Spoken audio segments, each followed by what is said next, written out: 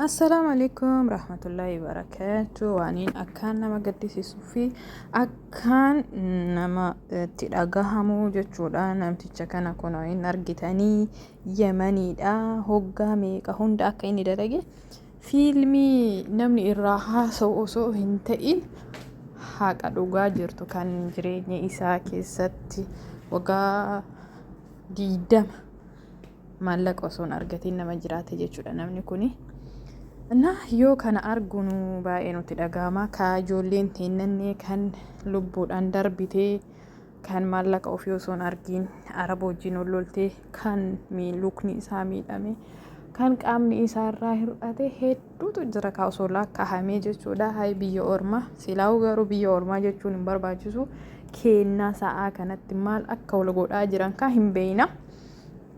جولي ولو أرسي ماري جداني وري والفيت ويون قصة في هذا الفيلم مشكل ضجة إعلامية داخل السوشيال ميديا والكل يتكلم عليه.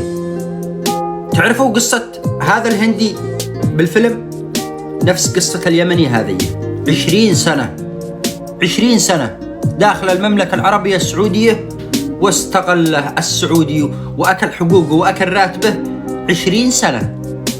تخيل من حين عمره 17 سنة استغل، يعني قضى حياته كلها بدون راتب. تخيل. لا تكونوا تزعلوا من الحقيقة. بكل دولة فيها الصالح والطالح، بكل دولة فيها الصالح والطالح. ما عاد أقول لك إن به ناس ملائكة وبه ناس طيبين، لا، به ناس حقراء وبه ناس عديمين شرف.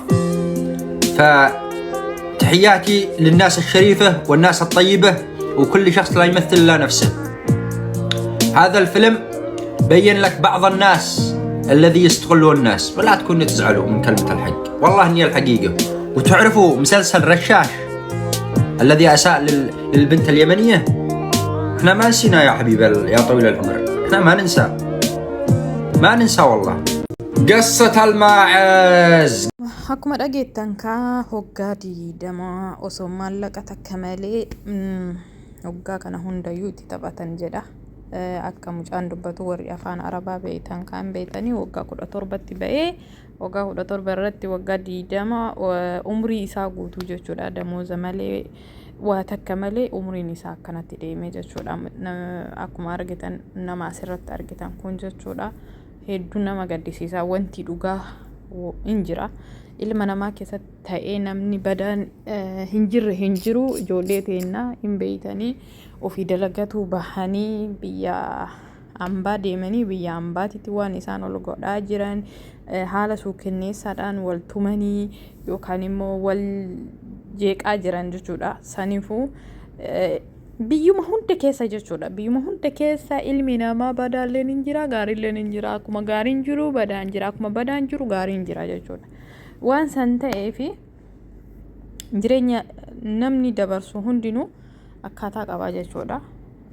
Kan lubbuun darbe hin jira, kan namallee ajjeese illee hin jira, kan ofii isaatiillee du'e hin jira. Rakkinarraa kan ka'e, cinqiirraa kan ka'e, hiraarurraa kan ka'e, maallaqni isaa kennamuu fi diduu kan irraa kan ka'e jechuudha. Kan jireenyi isaatti hadhaa'ee yookaan nama sanuu ajjeese yookaan ta'u ofiituufuu mana hidhaa seene yookaan immoo hiraaree bakka namni yoo hiraaree bara waan godhu hin wallaala beeytanii waan godhu hin wallaala. Akka jedhanitti kan namticha kanaa fi furmaanni haa kennamu umrii isaa kana guutuu maallaqa dhabe kana haa deebifamuufi jedhee namticha arabaatti haasaa jira. Innu araba kaayin beeytanii Yemanii fi Suudiin waluma cinaa jiranii waan afaanii funyaan jechuudha. Isaan amma haa ta'u malee jechuudha wannaan isaanii tokko ta'uu dhabu malee isaan nama tokko jechuudha. Haa dubbatu ka Yemaniin haa dubbatu Suudiin jidduu kanatti Afrikaan Itoophiyaan irra caaladhamu ijoolleen biyya keenyaa kan kararratti waa hedduu dabarsite waa hedduu argite jechuudha. Osoo ka isaanii kun argitanii waan isaan karaa kanarratti argan hiraarri karaa kanarratti argan osoo gadi ba'ee sila addunyaan ka irraa dubbattu jechuudha. Kan xayyaaraan dhufee achi taa'ee osoo hin ta'in kan lukaan hiraaree bishaan waan dhugu dhabee waan ittiin hojjetu dhabee kana achitti dhufee deebi'ee dammoo karaan sunuu itti dhufe sun ittiin dhagahamuu dararaa namarraan geessu meeqatu jira jechuudha. Kan dararaa namarraan geessu kan ufumaa isaati wal qabatanii dhufanii barkaraa irratti waan isaan ol godhan hojii seenanii xiqqoma uffata jijjiiratanii nyaatanii maal yoo jedhan gaafa kaanii obboleessuma yookaan hiriyyuma isaatiitti garagaleetiniin akka isuma balleessuuf kaka'aa jiru meeqatu jira jechuudha. Senegalee እና dhugaa dubbachuuf jaarsi kunii jechuudha baay'ee tokko natti dhaga'ame jechuudha. Jireenyi isaa akkanatti waggaa 20 guutu maallaqa takka malee calma jedhee akka nama tokkootti itti dalaguun isaa hojjetuun isaa jechuudha. Garri deemuu dhabamuun isaa kenna kaafaan hin beekne maal haa ta'u ree kaafaan beekuu kun akkanatti itti taphataa jiranii jechuudha. Yemanii sila afaan arabaa haasofti ollaadha barbaaddu gara biyya ofiitu deemuu dandeetti. Ka wanta kana beektan isinitti ulfaata jechuun kana jechuun isinitti ulfaata wallaahi. Isaa daa'ima achi fidanii inni amma akka inni jiru mee ilaala. Ka fiilmiiti miti ka dhugaa sun immoo akka inni jiru mee ilaala. Silaa ka fiilmii dhugaa sanii ka fiilmii dhiisaati hoggaan isaa amma akkam jira Senegalee. Inni akkasumas ilmi namaa hundinuu badaan akkuma jiru gaariillee jira. Kun amma asitti immoo gaarummaa isaanii agarsiisaa jiranii. Kun nyaachisaa jira, teemira afaan kaa'aa jira. Inna akkasumatti dhugaadha gaariilleen hin jira. Kan si waliin nyaatu, kan si waliin dhuguun jira. Uummata arabaa ta'anii kan akka ani amma dhugaa dubbachuuf istirii kiyya osoo haasa'e istirii guddaa qaba. Maaliif jennaan hoolata akka namni tiisu kanallee tiisee jira.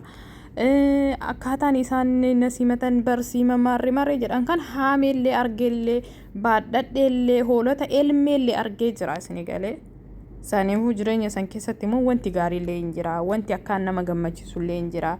Akkuma amma kun hindiin osoo inni yaadatiin haadiyyaa fidee fi dhufee jechuudha Senegalee. Innaa inni kun osoo farra taa'a inuu yaadannee fideetiniin akkanatti isa uffisee katiraa ofirraa baasee gaarummaa isaa agarsiisaa jira. Akkasuma dhugaadha gaariilleen akkuma amma jiru kanatti jira jechuudha. Senegalee akkuma amma fiilmii irratti waan badaa kana agarsiisan osoo waan gaariillee agarsiisanii bareeda. Akkuma dhiyoo kana mucattiin Afrikaawiin sun jechuudha. Haala kamiin ijoollee isaanii guddistee ijoolleen isaanii akkasitti itti boo'anii maatiin isii akka itti isii jaalatan haga isii baqaffeedhaan argitanii.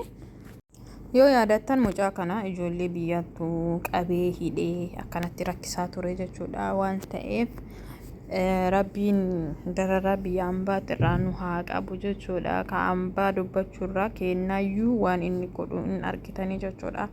Saniifuu rabbii waan gaarii nuuf haa kennu. Dararaan hedduu ulfaataadha. Namni akkuma gaariin jiru badaallee jira. Saniifuu namticha hoggaa 20 guutuu maallaqa malee hojjete maallaqa malee jiraate jechuudha. Waa takka osoo hin argatin jireenyi isaa akkaataan inni itti jiraatu dhibeen inni keessa jiru namni tokkollee isaa beekuuf hin jiru jechuudha. Maaliif namni isaa beeku hin jiru. Isa qofatu beekaa jechuudha. Waan san ta'eef fiilmiin suni osoo ka dhugaan ba'u taate dhugaan hedduu baay'ee ka ba'utu jira jechuudha. Saniifuu